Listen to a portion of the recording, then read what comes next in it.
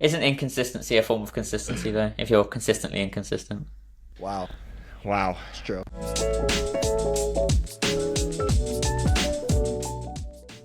It is Tuesday. I have no idea what the date is. June 28th. And Baller, Yes, Joe. we have our first official guest, Mr. Angus Parker of the Ali Abdaal Studio. Everyone, golf clap for our first guest ever. How are you doing today? Not too bad at all. To give Angus the proper introduction that he deserves, Angus is the general manager of the most followed productivity expert in the world, Ali Abdaal. Angus joined Ali on his journey to create a more happy, healthy, and productive world in 2020 as a writer and was quickly promoted to general manager in less than 2 years. Some fast stats for you. A few months after Angus joined the team, Ali had 1.55 million subscribers on YouTube and made just over $1.5 million. Last year, Abdal's YouTube channel surpassed 5 million subscribers and $5 million in revenue. Angus's story is one of passion, initiative, and grit, and we are lucky to have him on to share his story about how writing things down and productivity has transformed his life. So Angus, that's obviously quite the resume.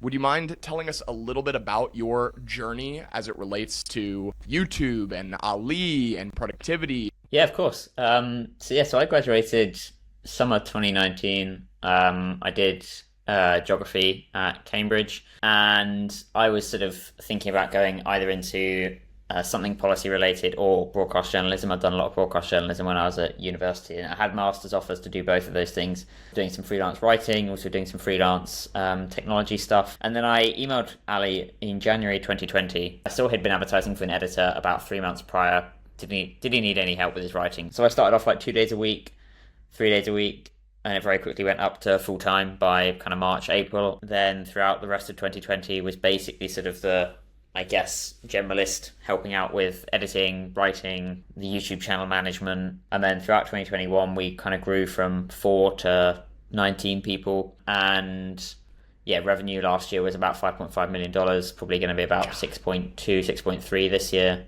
hopefully. Yeah, things are still going well. That's so awesome. That's so awesome. Did you start as a fan? Were you watching, the videos just kind of on your own, and then you were like, hey, I want to work with this guy? Honestly, not really. I wouldn't say I was sort of like watching every single video. I mean, Ali was obviously at the time not huge. 400,000 is a lot, but it's not, millions.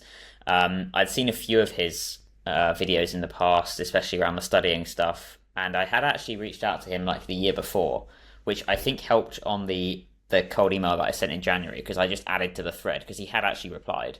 And so I think that made my email land slightly better because he could see, oh, it's actually I have actually spoken to this random guy before. And I think it also helped somewhat that I was still based in Cambridge, and so we were still in the same city. But yeah, to your point, like I wasn't sort of an avid fan per se, and to be honest, I think that helped then, and I think it helps with people now coming into our company. Like I kind of want people who are familiar with the content, know the content, like the content, but I don't want fans of Ali, because that's not actually, I don't think it's a good intrinsic motivation to want to work with someone. I'd rather someone who is more concerned with the impact that we're having rather than kind of just wanting to work with Ali for the sake of being kind of a fan from a celebrity perspective. So yeah. We heard that you like to wake up early because it's the only time that you cannot do work, or like not have to focus on work potentially. Yeah. We were curious, what do you like to do in the morning? Basically go for a run. That's kind of the main thing I'm into. Generally kind of more long distance stuff. I did the marathon like a couple months ago in London. Yeah, there's nothing I like better than literally waking up and then within like 10 minutes I'm out the door going for a run. Is that a get the mind right kind of thing for you? Do you like to do it just because it kind of shakes the cobwebs off of the brain? Partly that, and partly I just find it energizing. Like if I don't do that the rest of the day, I'm just really de-energized, which has always been kind of, I mean, I'm not, that scientifically minded, but it's always felt counterintuitive to me that I have to run to give myself energy, which, yeah, just feels weird, but I think that's how it works. So yeah, it definitely helps me mentally as well. So that's kind of why I do it. But I'm definitely an early riser. Never, always have been. Do you know if Ali has ever thought about getting into like the consumer packaged goods game? And then secondarily, what is your one piece of advice that you can think of when it comes to your job and managing, people and the content schedule and the revenue? Is there anything that like kind of sticks out that's made it easiest for you? Yeah, interesting. Two very different questions. So the first one, we have experimented a bit in the past with physical products. So we had like a kind of stationary range like about 2 years ago, and then we recently launched a brand called Light Mode, which started with a keyboard. But what we've realized in both those occasions really is to make something like a physical product work, you really need to have ideal customer product market fit. That's what I'm trying to say. I agree with your point around building an audience first, but I don't think that means that you can just make anything and your audience will buy it. You can make stuff and your audience will have a more trust in you being able to like be convinced to buy something they might not ordinarily buy, but I don't think it's just a case of they will buy anything. I think to your second question, in terms of sort of people management, I think the one thing that I've learned, which is such an obvious thing, but it took going through it to really learn it, is that people respond to the same information differently. I guess what I mean by that is I could say this exactly the same sentence to two different people in exactly the same way, and they will interpret it wildly differently. And that's something which I've kind of had to learn as I've managed people as to like, what is their communication style? Which one of us do you think is the one who prefers blunt communication, and which one do you think prefers a little bit more coaxing? I wouldn't like to say. Do you have like a do you have a way that you get to that as quickly as possible with people? Is it just through conversation? Do you have them take like a online test? Like, how do you figure that out? We actually, so about 18 months ago, the whole team did, I think it's called DISC, which is one of the kind of personality tests that kind of results in a blue, green, red, yellow kind of quadrants. And to be perfectly frank, when we took it, I was like, I don't know what these personality tests like really show, but now I know what kind of colors everyone is, like the main two predominant colors that everyone are. It's helped a remarkable amount in terms of like just knowing, oh, okay, I understand why they are kind of saying that or acting that way or reacting like that. And it just gives me a bit of a better kind of understanding of the best ways to then respond to an action or a response or whatever. Do you feel like you know the colors of your colleagues, or do you feel like you have to like kind of review it every time you want to start a conversation or something along those lines? We have put their sort of two dots in next to their name in Slack as well, so sometimes that makes it a lot easier. That's good. That's really good. And so that's kind of just a reminder. But to be honest, like I probably, once I knew what the categories were, I could have done a good job of predicting where people were going to land. And there are a couple of surprises, which is really where the kind of gains are to be made. You're like, okay, that I didn't expect. Now I know kind of how to change how I'm acting or communicating or responding for that particular person. And I would hazard a guess that if you guys took it, you would be on opposite ends of the spectrum, just like Ali and I are. I would say that Joe is probably like more yellow-red, which is generally more extroverted, and then Parker, you're probably more like green-blue like me. I would say, but yeah, no, we call ourselves the yin and the yang, and typically we wear white and black, just like kind of unintentionally. And it's funny because I am an ENFP and Parker is an INTJ. So it's like Myers-Briggs stuff. We do, and again, it's funny because like the reason I asked the question is because I have to often remind myself to look at the INTJ list in order to kind of be like, wait a second, how do I need to approach this conversation? And I often forget. Because, I'm an emotional butterfly and I like to, use my words to dance around subjects. And then that kind of just causes like some tension because it's like, let's get to the point. And I'm just kind of like. We were curious if you have a most important productivity tip yourself. Something that helps you or something maybe you picked up from Ollie or not. Putting your phone on grayscale will reduce your screen time by like 50%. I went down from consistently around 4 hours ish to like 2 It just makes your phone Appreciate you so sharing boring. Well, and Angus, for someone I know about you that like you're very into photography, and like by the way, you're phenomenally good at it. Do you stay on grayscale 24/7? Does it, impact how you interact with social media? Yeah, it does. Yeah, I leave it on all the time. I do sometimes need to turn it off to like check something, but which again, if you do that, suddenly like the dopamine rush that you get on these colors when they suddenly seem like, oh my God, like those are incredible. Angus, we're going to go ahead and get into some segments, starting with our industry news. Starting with Apple is getting in bed with Sammy Altman. Yeah. Elon is not happy about that. And he said, and I quote, "If Apple integrates OpenAI at the OS level, then Apple devices will be banned at my companies. That is an unacceptable security violation." How do you feel about OpenAI in general? Like, I mean, I think that the thing that makes me most it breaks my brain, for lack of a better term, that OpenAI started as an open source company. It started with like a very, warm and cautious, I would say, perspective on artificial intelligence. Now, obviously, it seems like they're a little bit more for profit. They seem like they're getting in bed with absolutely everyone. They seem like they know every step. Thoughts, Angus? Do you use it? Do you use the AI? The AI, yeah. Yes, yeah. I found it incredibly useful over the past like year to 18 months as it's kind of developed, both from like just a management perspective as well as formulating, like helping to formulate job descriptions, helping to act as kind of, consultant for various different things or issues and things like that. So it has been useful from that perspective, as just a resource. For how I use ChatGPT just kind of as my digital sidekick, that's what I was like an early adopter to Siri, I would say. Like for something as simple as just holding down the button and going, with a quick math equation, but it messes up so much that like, ChatGPT, I really do feel like has done a good job of creating a new and improved Siri.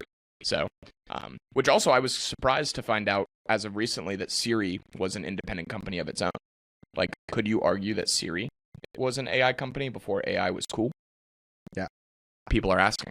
Well, that's cool. And another industry news based on the A's of the I's, music labels are now suing AI companies for copyright infringement. How do we feel about using computers to imitate people? Yeah, it's an interesting space, isn't it? Like I think the whole the music industry especially feel like that's when it's someone's sort of actual craft, that people are kind of ripping off. It feels, I mean, I guess it would be the same with YouTube, but it feels like there's some level of protection that needs to be added in here into this space, to protect artists, creators of some description. There needs to be a regulation there. Having said all that, I do think that as AI becomes even more popular, personalities like Ali and anyone else in this space will become ever more important over the next like 5 to 10 years. I predict, because there will be those. I mean, there's already. I saw this the other week. Like, it's bizarre that there's already internet personalities who have massive followings who are AI generated. You know what somebody made me realize very recently that I was kind of mind-boggled by, and Parker, maybe if you have an opinion on this, I would love to hear it. All AI is just a ripoff of other people's content on the onlines, just like kind of they wipe the, source from it. Because like theoretically, like for example, Google is known for having bought all of Reddit's user data and post data. As it relates to training its AI model. But those are real people who had to like do the research and somehow become an expert in that domain. Now Google is just whitewashing it and saying like, hey, here's the answer to your question, but without giving credit to the source. How do we feel? Does that feel a little scummy? Could you not argue that for like most of human history, most things that are written, most things that are damn it, Angus. Done. I didn't think that you would hit me with that's so smart. Our remixes, like unless there's an actual invention that stands out, like I don't know, the internet, everything is fundamentally just like remixed. Like all of Ali's videos, for example, Yeah. we have different frameworks, different ways of putting information across. But as with any people on YouTube, it's all educational stuff is all kind of remixed from other sources, and that's just the way the world works, I guess. We're going to get into Twos Guys Explain Things. I actually have a little bit of a news flash for you, which I think you might find very interesting. One of the features of Twos is that you can actually save other people's lists from, the published community side of things. Do you want to know what my most saved list is of all time with over 50 saves? Feel Good Productivity by Dr. Ali Abdaal. People really like my things from reading that book. It was a good book. I genuinely feel that. Nice. And so I have a thing that I have written in Twos that I'm going to explain, Ali's 10-10-10 rule, because I've been using it a lot to overcome fear. So the thing says, you can simply go through a cognitive reappraisal and overcome fear by using the 10-10-10 rule. Will this matter in 10 minutes? Will this matter in 10 weeks? Will this matter in 10 years? The reason I love that is because you may be surprised to hear that Twos Joe sometimes is a little scaredy cat. Doesn't like, putting himself in positions of being rejected or disapproved of. But this little tip, just kind of thinking, if I go up to this girl and if she laughs at me and says, fat chance, stupid, then I get to ask myself, will this matter in 10 minutes? Maybe. My ego may be a little bruised in 10 minutes, but will it matter in 10 weeks? Absolutely not. As compared to the alternative where, she says, hey, I kind of dig your vibe. I like your Happy Tuesday crew neck, which you can get on twosmerch.com. And so, yeah, really just the cognitive reappraisal and overcoming fear by using that 10-10-10 rule has been something that I've actually applied to my own life. That's awesome. Angus, if you have any particular comments from that thing that I just explained, or I just would love to hear about your experience working with Ali on the book, because, I'm sure that you must have had a big role in, getting it out there. Yeah, the 10-10-10 rule or variations of that, whenever I remember to use it, it is incredibly effective.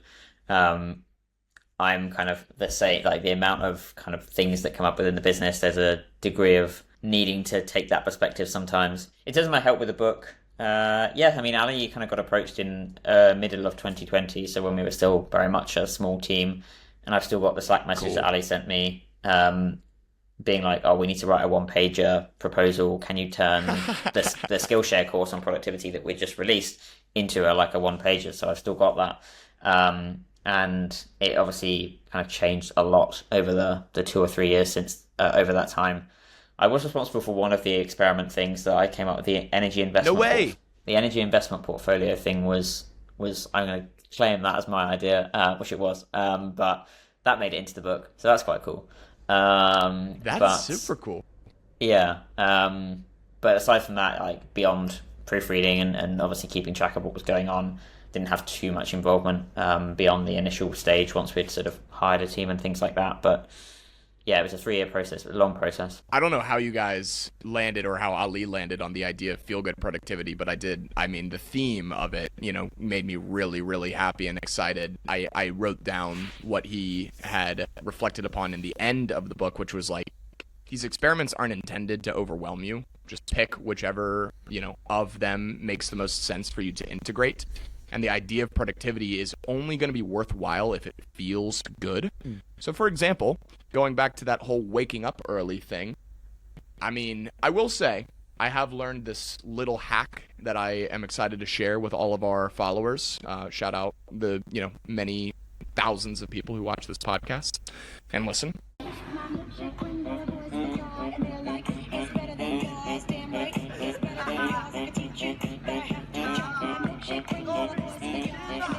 But turns out if you go to bed early, you wake up early. Did you guys know about this? It's mad, isn't it? Pretty shocking.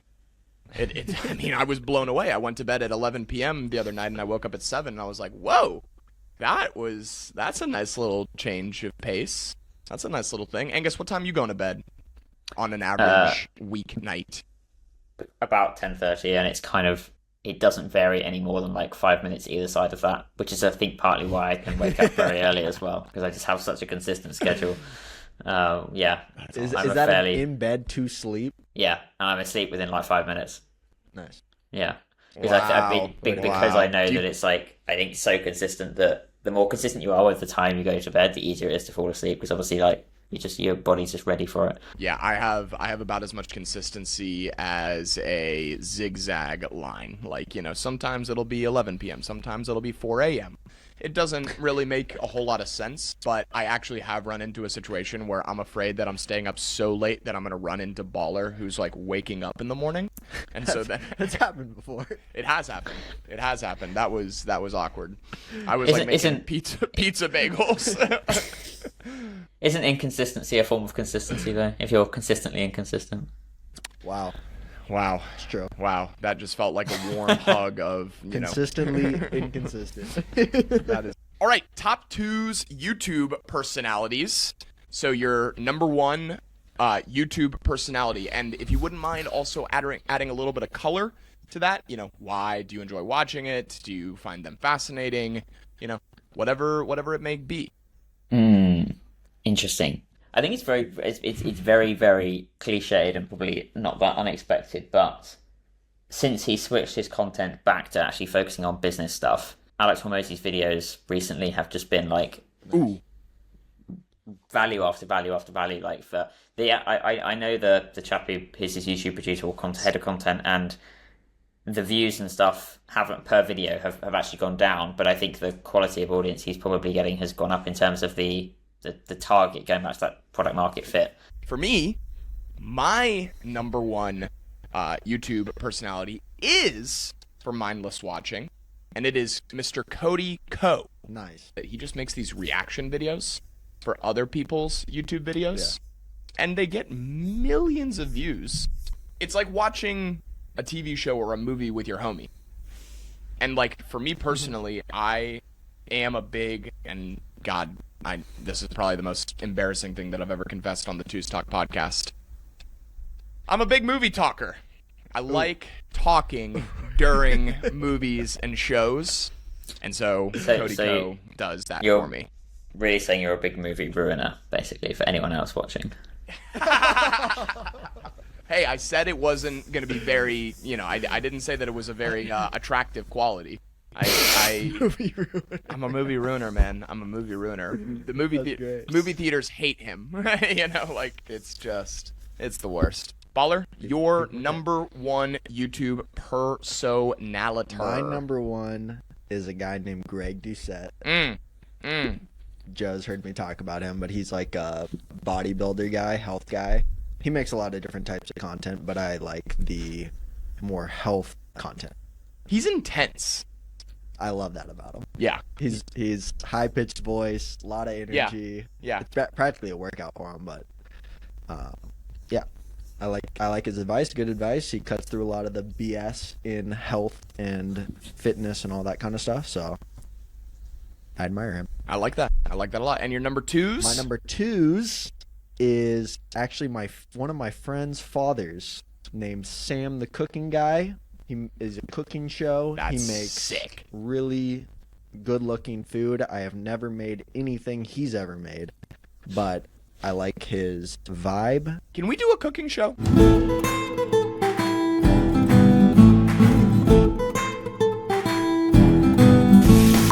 Can the Two's guys cook things? I've told you that you should watch him.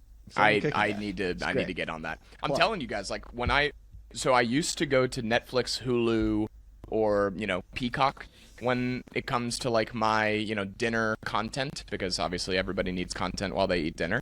I've started going to YouTube. I just I don't know if it's an attention thing or just like I like the non-committal nature of YouTube. It's like I just kind of get to get in there, get out of there. There are a lot of good YouTubers. It's Sam the Cooking Guy, man. Number 2. My number 2's is, oh God, I had it a second ago.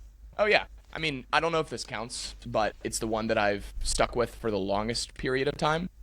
Just Barstool Sports as like an entity. Mm-hmm. I started watching them in the rundown probably when I was like 15, 16.